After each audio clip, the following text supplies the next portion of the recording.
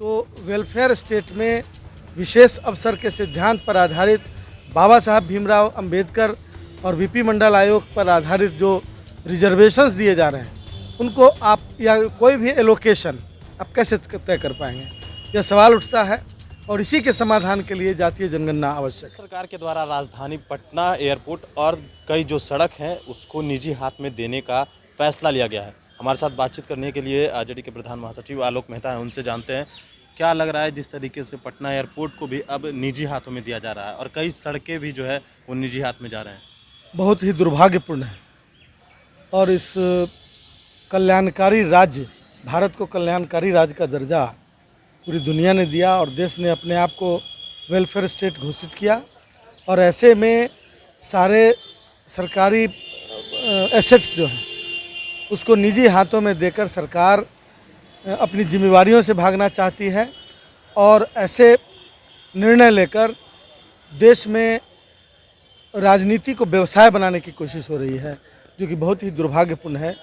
देश इसके लिए निर्णय लेने वालों को और जो सत्ता में बैठे हुए लोग नरेंद्र मोदी जी हैं और जो भी हैं उनको माफ़ नहीं करेगा। वीपी मंडल की जयंती मनाई गई है और कहा जा रहा है कि इस बार जो है तेजस्वी यादव ने जातीय जनगणना के मुद्दे को उठाया। किस तरीके से देखते हैं आप इस चीज़ों को? वीपी मंडल जी के आयोग ने यह फैसला किया था, जो कुछ भी फैसले किए तो पूरी तरह अभी तक लागू नहीं हुआ है और यह एक एक करके ये तमाम जो वीपी मंडल आयोग की जो अनुशंसाएं हैं उनको लागू करने की आवश्यकता है।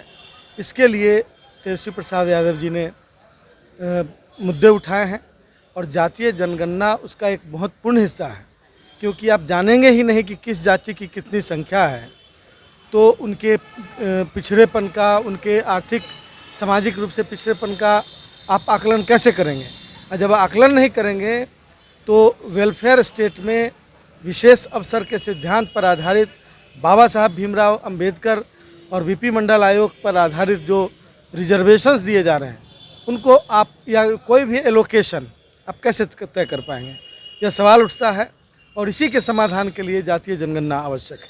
एक सवाल है सर कि पहले मुख्यमंत्री नीतीश कुमार ने जनता दरबार शुरू किया, फिर बीजेपी ने सहयोग कार्यक्रम शुरू किया और अब फिर जेडीयू जो है वो मंत्रियों को बैठा रहा है। चल क्या रहा है आखिर ये जनता दरबार? अब चलिए, सबका अपना अपना तरीका है जनता से जुड़ने का, करने दीजिए।